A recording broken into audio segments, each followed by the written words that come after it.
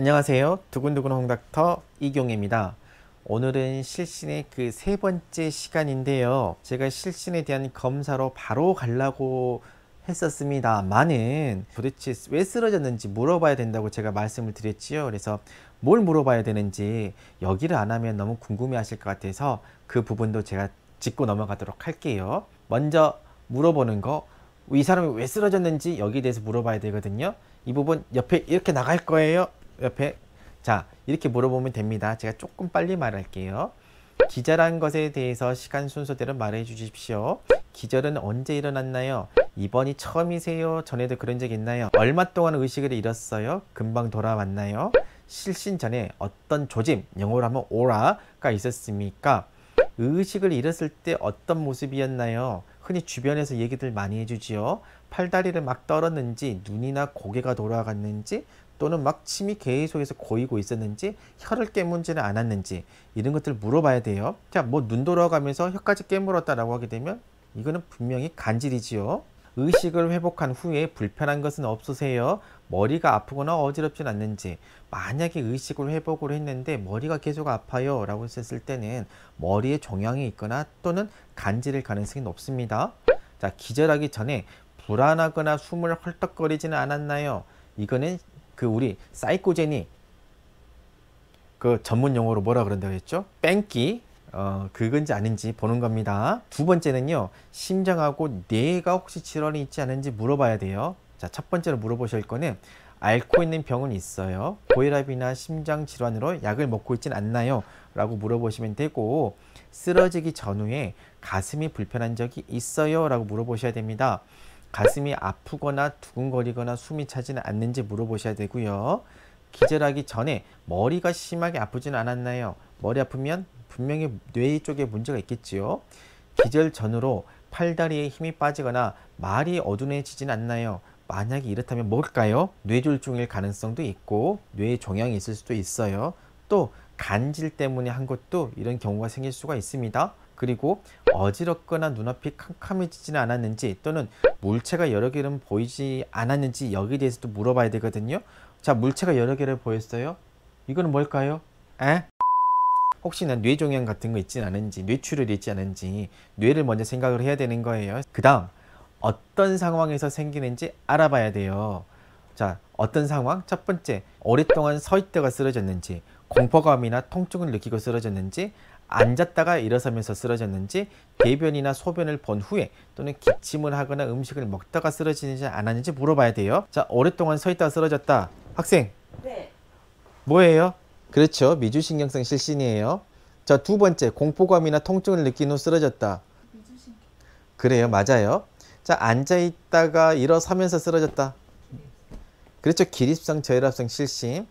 대변이나 소변을 본 후 또는 기침을 하거나, 기침하다 쓰러지신 분들도 있어요. 기침하거나 음식을 먹다가 쓰러졌다. 뭐예요? 상황성. 그렇죠. 상황성 실신. 두 번째, 최근에 출혈이나 탈수가 심하진 않았나요? 이거 뭘까요? 상황을 물어보고 있죠. 왜 쓰러졌는지. 뭐를 염두에 두고 물어보고 있을까요? 기립성 저혈압성 실신 상황이지 않냐라고 물어보는 거고, 복용하는 약물이 있었냐. 이건 역시 뭐 기립성 저혈압성 실신을 물어보려고 하는 거고, 혹시 가족력 있었냐, 누구가 나처럼 쓰러진 게 있느냐라고 물어보는 거는 혹시 식구 중에 간질이 있진 않은지 그런 걸 알아보기 위해서 하는 거예요. 자, 이번에는요, 위험도 판단을 할게요. 집에 돌려보낼래, 입원시킬래? 여기 아주 중요한 문제입니다. 자, 어떻게 하면 되냐면요, 만약에요, 반사성 실신 안에는 미주신경성 실신과 상황성 실신 두 가지가 있다 그랬어요. 그래서 이 미주신경성 실신이나 또는 상황성 실신 또는 기립성 저혈압성 실신, 이 세 가지는요, 집에 보내도 됩니다. 안 죽어요. 걱정하지 마시고 돌려보내도 됩니다. 세 가지라고 판단이 되시면. 그런데 말입니다, 이 시민성 실신, 앉아있다가 툭 쓰러졌어요. 또는 가슴이 두근두근 하다가 툭 쓰러졌어요. 이런 것들은요, 시민성 실신이기 때문에 반드시 입원해서 검사를 해야 됩니다. 집에 보내면 큰일 납니다. 만약에요, 이 영상을 보는 전공의들 또는 의사 선생님들이 심전도를 대부분 찍습니다. 쓰러지면 맥이 너무 느리진 않은지 빠르진 않은지 보기 위해서. 그러면 그 심전도를 봤는데 제가 또 하나 보여드릴게요. 이러한 소견이 보이게 되면요, 요거는 반드시 입원을 시켜야 됩니다. 자, 이제 실신에 대한 검사로 들어갈 건데요. 제 환자들 케이스, 실제로 어떤 분들이 있는지 훨씬 이해가 쉬우실 거예요. 거기를 보면서 하나씩 풀어가 보도록 할게요. 17세 여성입니다. 병원에서 체를 하다가 갑자기 얼굴이 창백해지더니 식은땀을 흘리면서 쓰러졌어요. 그리고 누워서 안정을 취하니까 바로 오식은 회복이 됐고, 두통과 같은 증상도 없었고요. 과거에 다른 질병을 앓은 적도 없고 복용하는 약물도 없대요. 실신의 원인이 뭘까요? 그렇지요. 미주신경성 실신이에요. 이제 여러분도 아시겠지요? 요게 미주신경성 실신입니다. 자, 그러면 이 사람이 진짜 미주신경성 실신인지 검사를 해야겠잖아요.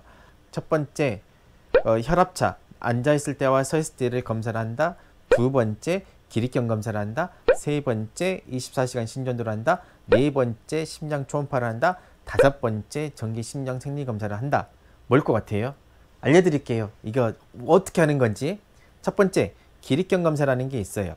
기립경 검사라는 게 이게 쭉 눕혔다가 이게 침대가 쭉 눕혔다가 이렇게 쭉 일어나거든요. 그래서 한참 동안 이렇게 세워두고 안 쓰러졌어요. 그러면 약을 입에다가 칙 뿌려주게 됩니다. 이 칙 뿌려주게 되면은 혈압이 좀 떨어지게 되거든요.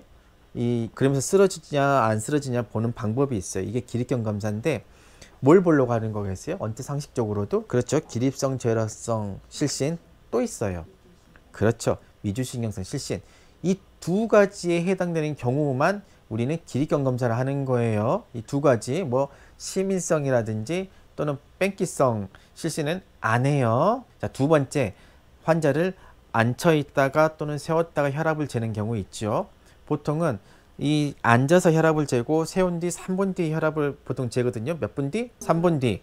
그리고 나서 세웠는데 혈압이 20 이상 떨어져요. 수축기 혈압이 20 이상 떨어지든지 또는 이완기 혈압이 10 이상 떨어지든지 또는 이도 저도 상관없이 그냥 수축기 혈압이 90 이하다 라고 했었을 때는 이거는 기립성 저혈압성 혈압을 보는 거예요. 세웠다 앉았다 혈압차를 보는 거는 기립성 저혈압성 실신 한 가지만 대해서 보는 겁니다. 다음으로 할 수 있는 게요, 24시간 심전도 검사라는 게 있어요. 많이 하지요. 제가 아주 많이 하는 검사 중에 24시간 심전도.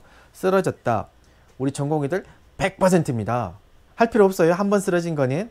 화장실 가서 한번 응가하다가 툭 쓰러졌어요.